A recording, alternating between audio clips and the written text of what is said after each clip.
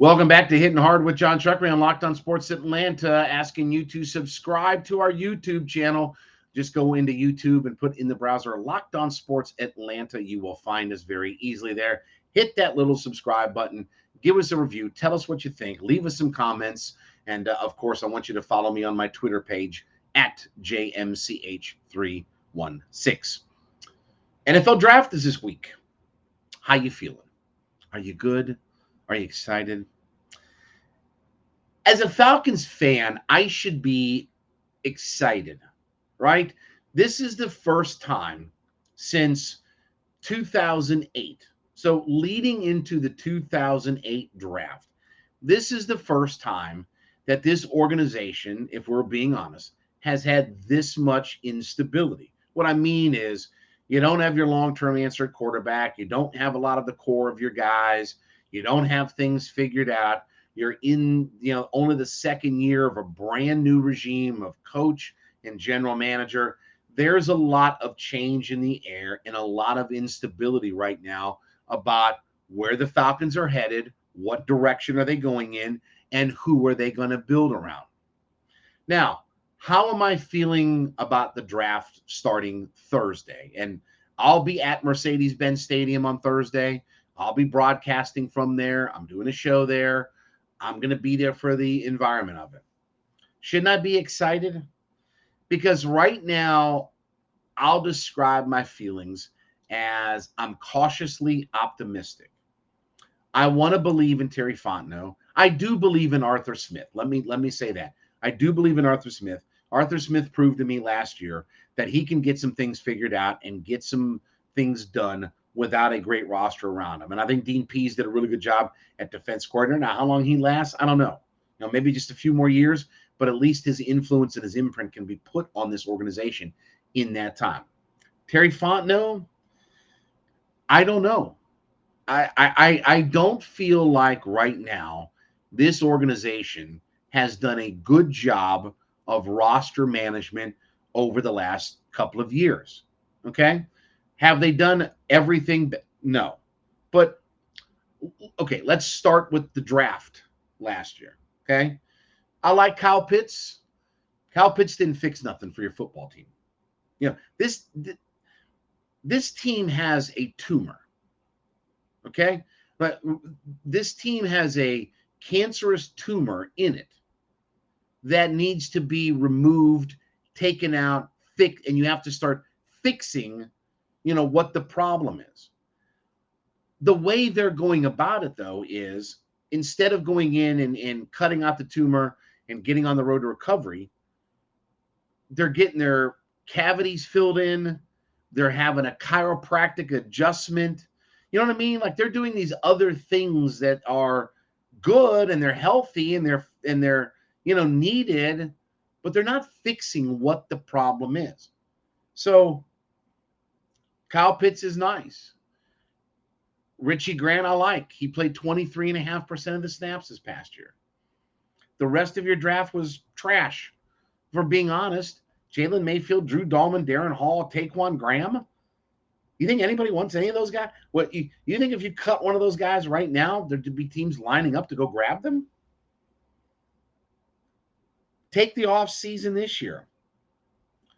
You brought in Ryan Pace to consult, and now we've turned this into, we have 14 former Bears players, coaches, and executives in this organization from the Bears of the last year or two. Well, aren't they a bad organization? Aren't they an organization that's no good? Wasn't Ryan Pace fired because their franchise stinks and is going in no direction? Isn't that why he's not there? If he was any good, he'd be in.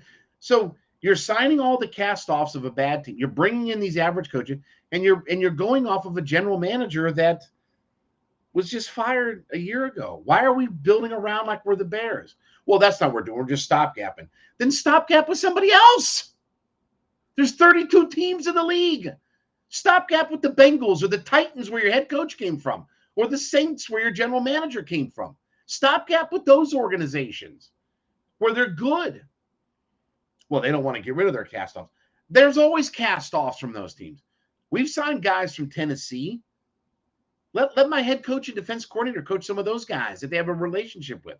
Rashaan Evans and some of these guys. They brought their long snapper in. I'd rather come from a better – so without getting distracted and all that, I'm cautiously optimistic. I don't think the Falcons the Matt Ryan thing was botched. There was no reason for this organization. Well, you have to kick the tires on Deshaun Watson. No, you don't.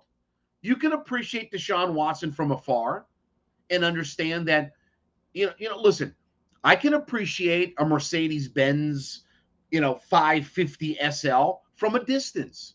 But I'm not in that world of, hey, I'm going to go to the dealership and kick the tires on it, knowing that I can't buy it, knowing that I can't afford it, knowing that I can't finance it. Why would I waste my time going and kicking the tires on something like that? And then that led to Matt Ryan and the debacle of he's ready to get out. The only honest interview I've read in this whole offseason is the Matt Ryan, Peter King Q&A from Monday Morning Quarterback a month or two ago, whatever it's been now. Go read that. And that'll give you some insight into what Matt Ryan thought. He knew it was time to move on. This isn't the Falcons deciding on Matt Ryan's future and all that. It was Matt Ryan who decided all that. After they told Matt Ryan that you're going to be part of the selection process and that all went sideways. So am I feeling good about what we're going to do starting on Thursday night? No. This really should be an easy draft for the Falcons. Not because of all the needs and blah, blah, blah, blah, but the direction of how to do this. I'm sitting here in front of a camera. Some ham and egg jabroni. Some Mook Metagon, Strutz Scafozo sitting here talking to you, and I understand how to fix the Falcons. It ain't that hard. If you can't move back, take the best defensive player at 8, try to bundle some picks, move up in the end of the first round, go grab a quarterback, and then let's start addressing offensive line, wide receiver, safety, corner as we're moving through the draft. But your first pick has to be defensive end. You try to move back up and get Desmond Ridder or somebody at quarterback, bundling some of your seconds and thirds. And then from there, you can start to take offensive line, wide receiver, safety, corner. Okay, I'm fine with all that stuff. This is not hard. This isn't a hard draft. This isn't hard to figure out the direction, but you're so bad at certain things that how do we have discussions about corners and safeties and wide receivers at number 8? Might as well draft a punter. Might as well draft a kicker to replace Koo. But this should be an easy draft. And I have this fear that we're going to sit back here and the Friday after the draft, I'm going to be in front of the camera and I'm going to be like this. What did the Falcons just do? Who did they just draft? I hope it's not that way. But this will define for me, because I'm not going to have a long leash with Terry Fontenot. This is not going to be Thomas Dimitrov, give him a decade. I'm not going to have a long leash with Terry Fontenot and what he does. His draft this past year was piss poor at best. He's going to get it. And by the way, can we stop with we need 3 starters or 4 starters? You don't need you need impact players. You need a guy like Tristan Wirfs, who in his second year is first team All NFL. You need a guy like Micah Parsons, who goes out and wins Rookie of the Year in the league and his first team All NFL. I don't care how many spots you fill. I care about the quality of the guys that you have, not just guys that fill a role and can start for your football team. All right. Well, listen, we'll keep you up to date, all this week. We're going to talk certainly plenty of draft with you here as it starts on Thursday, and we'll break down what the Falcons did each of these days. We'll probably have some weekend stuff, too, for you some special bonus content about where the Falcons are headed and who they drafted out of all of it. So we will be back with you tomorrow. Don't forget, subscribe to our YouTube channel. We do thank you so much for making Hittin' Hard with Jon Chuckery your first listen every day. But make sure that your second listen is with A to Z with Mark Zinno, my buddy Mark, a return of Mark Zinno to Atlanta Sports. Sports opinions, you may not like them, but you got to hear them. So A to Z with Mark Zinno is part of Locked On Sports Atlanta. It's free and available on YouTube and wherever you listen to your podcast. Make sure you check us out and subscribe to our YouTube channel. Make sure you follow me at JMCH316. And we will be with you tomorrow morning. It is Hittin' Hard with Jon Chuckery on Locked On Sports Atlanta.